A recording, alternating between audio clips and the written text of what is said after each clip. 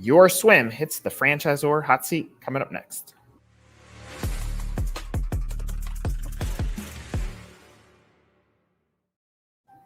Marina first, then UrSwim. So Marina, how did you accidentally fall in franchising? What's your franchise accidental story? So I actually don't have an accidental story. I fell in love with franchising about a decade ago. Kind of knew that the brand I was launching might be a good fit for franchising. I had studied law in a previous life, so fell through it, I guess, by accident in my law school education, but really got bit by the entrepreneurial bug. So I felt like it was a good blend of both skill sets. I franchised my business, UrSwim, in 2022 after a decade of running the brand, launching the brand, learning about the brand, learning who my customers were. And then we sold our first franchise last year. That's awesome. Okay, so a few things I want to unpack. So you go through the process of franchising your business. You've obviously put blood, sweat, and tears into building the foundation, and you spent an exhaustive amount of energy getting it ready for that moment. You go through this process. Are you thinking, I'm going to sell 1,000 of these on day one? Like, take me through that mindset, because I'm very intrigued with, like, what was your expectation and how has it played out? A great question. I think, like most entrepreneurs, we are very optimistic. And I think through that process of franchising my business, like, you think because you build it, they will come. And then as an emerging brand, I realized, like, wow, I am just getting started. So I think that, like, shift in mindset was really valuable. I think a lot of emerging brands kind of go in like bushy-eyed and wide-eyed, like, yes, like, I'm going to have 100 locations in a year. And it does happen for some brands, but really, like, for me, the work is just beginning. And it's a really exciting time in our business because it's where we really get to double down on all the things that make our brand so special, and really kind of try to find the right partners that are good fits for us. Entrepreneur, lawyer, you're obviously very sophisticated going into this. And so you have the right mindset. You go into franchising and you're like, they're going to find us. Now, flash forward, you know that you've built or engineered a good business opportunity. Is it an awareness challenge right now? Is it category that there's not a ton of competition? There's not a swim solution on every corner in America like a burger brand? Like, what is that next hurdle?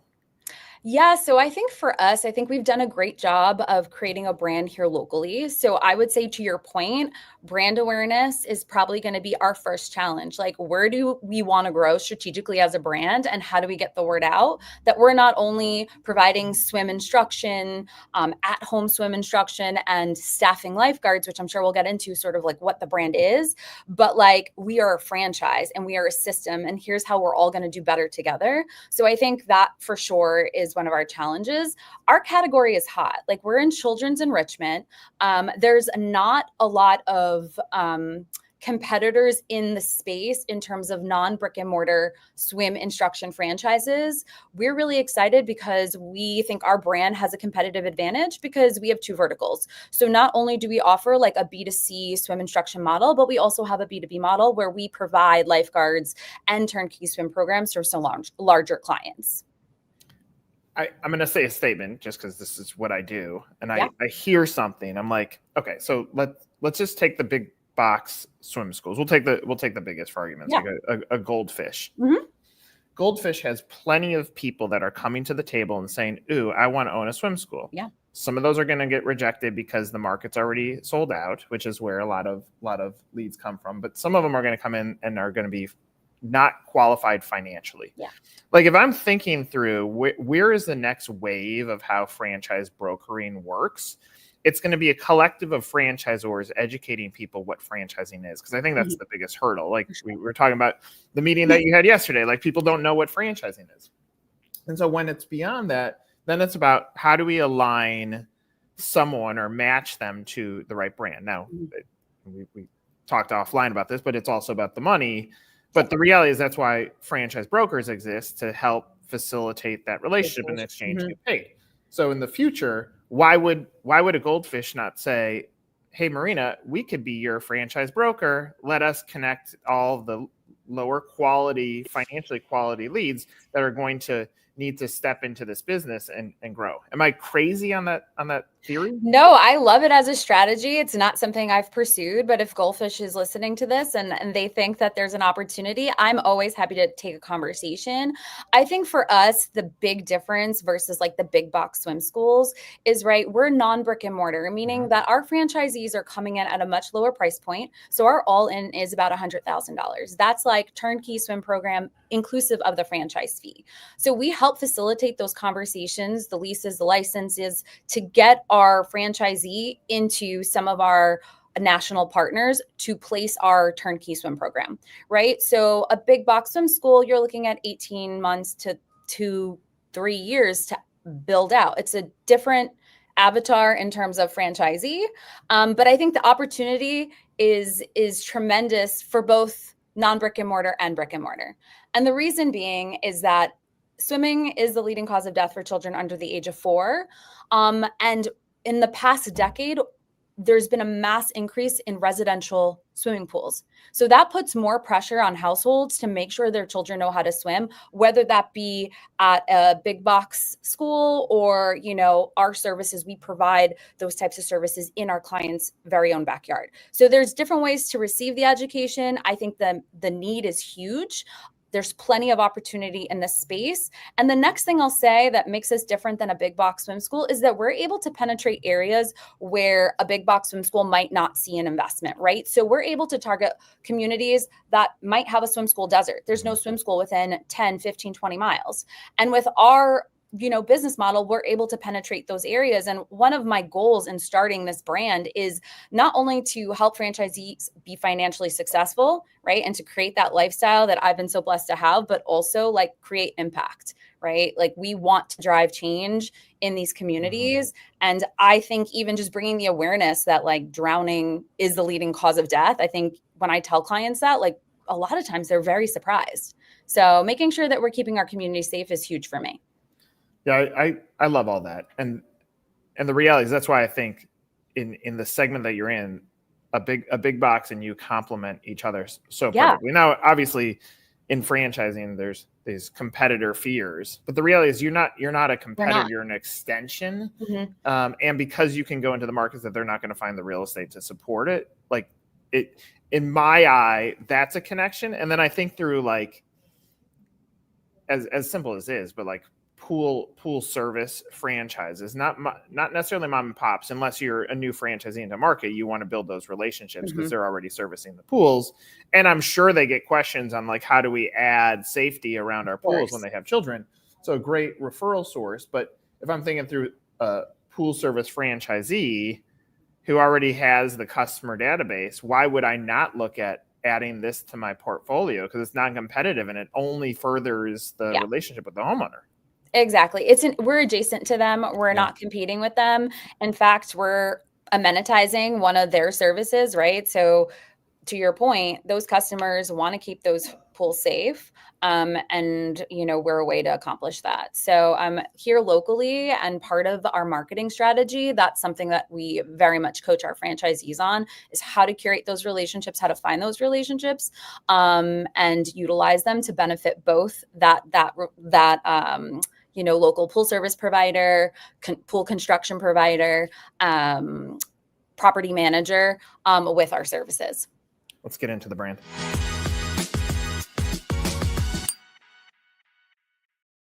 I said that, but we're already talking about the brand. So when you do this 10 years ago, how far ahead was your vision on the problems that you were solving, or were you faking it until you made it?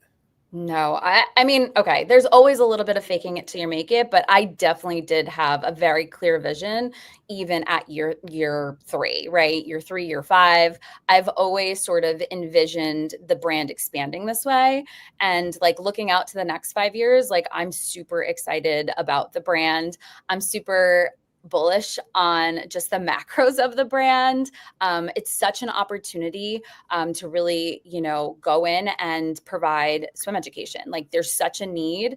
Just a little bit about the industry. Like there is deficiencies in a lot of communities, and parents are having a really hard time onboarding their children into their local swim school.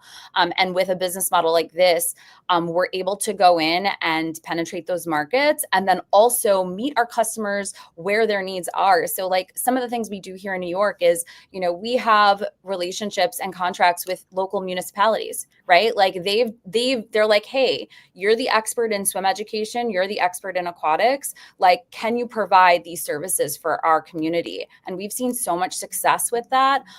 So it's not just about the swim school and the year-round swim model. Like that is a huge part of what it is we do, but it's also really meeting your local community where they're at and what their needs are.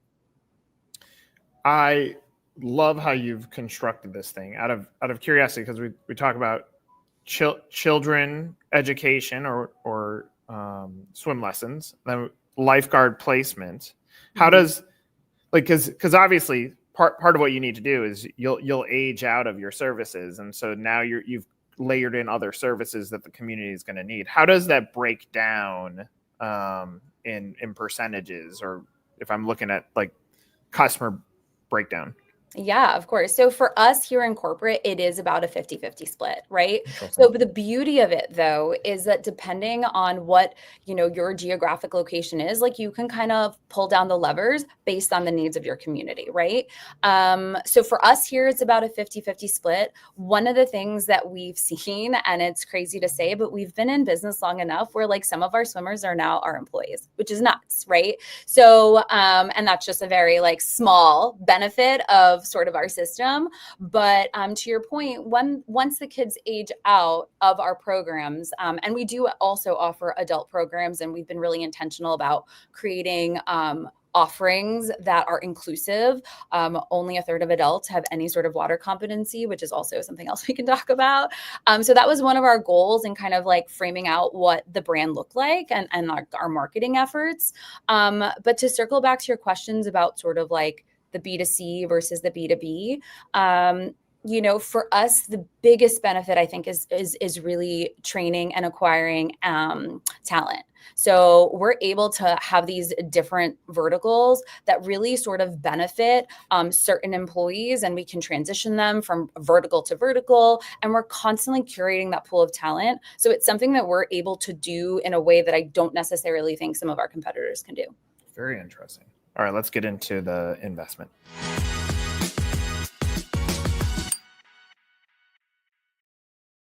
What does it cost? What's in item 19? Very, very simple question, but sometimes very difficult for people to answer. Yeah. So our item 19 is going to include all your working capital, your launch, your franchise fee, and not all your working capital, 3 months of working capital, and supplies, pretty much all the nuts and bolts you would need to operate and get to, your day one. You're all in, and you're looking at between $88,000 and $106,000 all in. And that includes the $45,000 franchise fee. And do you have earnings claim in item 19? No. Something that you'll work on in the future? Has that been a By hurdle earnings at all? claim, can you clarify? So in item 19, like what your gross profit is, or? Oh, absolutely. Sorry. Yes, we do. What do you disclose in there? So our highest grossing location is just over highest grossing is I'm trying to think how we laid it out, but corporate makes around a little over $1 million on our corporate locations, and I believe that's what's disclosed in there now. Our next iteration of our FDD will include the numbers of our year one for our first franchise. And how many locations are considered corporate currently? Great question. For us, corporate includes about 6 territories. Okay. So, and now secondary question, let's strip out, let's pretend you're not franchising. How many hours a week are you having to put into managing the 6? Me personally? At this point, my focus really is building the brand. So I pretty much wear the franchisor hat full time. I am more involved once the summer gets underway. That is, all hands on deck. So I do participate in a lot of those, client relations types of efforts. But for me, really, this is managed by my team. I'm really lucky to have a great team behind me. So they're the ones that manage our locations. And we have locations in New York and Connecticut. So, I've been really fortunate to have a great team. I think that's a very important part of this puzzle, because I'm obviously breaking down what is the opportunity, and I hear, okay, we've engineered something that's low cost. Within those numbers is operating capital, which could be a whole nother discussion on how I look at that, but it's within those numbers. You scaled it to 6, so if you're looking at a 6x investment, for argument's sake, $600,000 to get 6 units open. I'm making it very simple, but still with a volume that is still healthy, and you've now removed yourself from the business. So to a franchisee, obviously you want them ingrained in their community on day one, of course. But in order to scale or be cross-state, they're going to have to be able to follow a blueprint to say, how do I extract myself from unit 1, 2, 3, 4 and continue to build on, and then eventually have a portfolio of things that are managed by team. Like you need to be, you're the example of what a franchisee could aspire to get to, or obviously if they want to stay one unit and have impact in their community, there's that option too. But I think it's important to note what you said. I think that's a beautiful part of the story. You've worked hard to extract yourself from that business, and you're actually working on business too, which ends up being franchising. Correct. Yeah. Exactly. And that's our goal. Our goal is to provide the playbook, and with the franchisee's effort, like that's the trajectory, right? If that's what they want, right? Like my job is to meet my franchisees where they are. I want them to be active in their community. I want them to be able to manage staff. Like those are the skills that I'm looking for when I'm, having these conversations with prospective franchisees. But ultimately, like, yes, this will replace your income if you're coming in from a corporate job. Yeah. Let's get to the vision.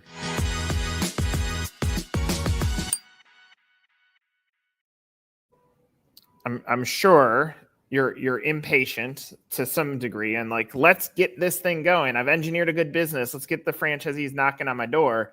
What does the next year look like? What is winning for you?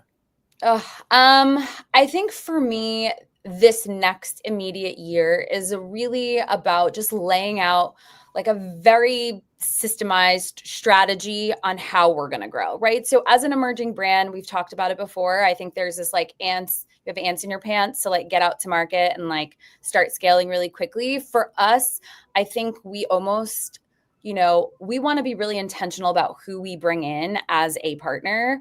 And obviously we do want to sell locations and award territories. So I think a success for 2025 for us would be 1 to 3 more locations. But our vision for year 5 is definitely ambitious. So we want to start off slow but ramp up pretty quickly. On your first franchisee, how many units did they buy? They bought 1. And you're comfortable with that too? Yes. Yeah. I mean, if I'm thinking through this on unsolicited advice, what I don't like about 3 packs is all it is the broker community trying to jack up the franchise fee to get paid more. So I'm not, if you're using the broker network, I don't advise this. But if I'm thinking through how do I properly capitalize a franchisee, my advice to franchisees when I'm talking to them is you look at something where you could feel comfortable potentially owning 3 units. So there's enough to get open, there's enough for a rainy day, and there's enough for scale. If you don't go into that, then you're going to bank on grit and hustle more than financial resources. So when I'm looking at the candidate, I would say, like, even if they just buy 1, like, qualify yourself to open up 3, because I think, Marina, you're the avatar for what I'm going to try to get to. Like, how do I duplicate what you've done corporately? So I know for someone listening, they might say, okay, now that's a $300,000 investment. I'm like, yeah, but that's the right way that you should be looking at this, so that you're capitalized to go make the right things happen. It's a great point. I think, when you're looking at any brand, right? Like just launching a business, like making sure that you are properly capitalized is going to make those efforts so much, they're going to go much further Mm-hmm. when you're making decisions based on confidence, right? So like if you're not properly capitalized, like that's where the decision making can kind of wander, and we want our franchisees prepared. And obviously we do qualify them. But yes, to your point, I think that for us, one of the things that, is a little bit different is that we are also generating all our income within like 16 weeks, right? So like 80% of our income comes in at 16 weeks. And that's because of the geography of where we are. We're based out of New York. So for us, in terms of how we think about our brand growth, there is, we are really bullish on, areas that will provide a, 30-week type footprint. So really interesting in terms of very excited to kind of see those metrics. Right now we're located in the tri-state and we have a great business here as well. So, but looking forward to having a franchisee knock it out of the park in some of these warmer weather areas. When I lived in Atlanta, Yeah. and I apologize to any environmentalist that's watching this, but I kept my pool at 90 degrees all winter because I needed to use it. So Exactly. Like I was a target. I was a target customer for you. You were for sure. I love it. Well, Marina, I overuse this statement, but I really do mean it. I think myself and franchise buyers, they bet on the jockey, not on the horse. And clearly you have a personality in business that would be worth following, and you've engineered something, you've worked hard at it. And so if I'm a buyer out there, you could have said I'm selling pens, and I've been interested in, well, how did you engineer this business because of the way that you're putting yourself out there? So I'm confident that you're going to hit the goals that you want to hit. You just need a little bit more juice on the franchise growth, and things will take off. Yeah. I'm looking forward to it. Love it. Looking forward to squeezing that juice. Let's get it going. For Marina, I'm Nick. This is another Franchisor Hot Seat.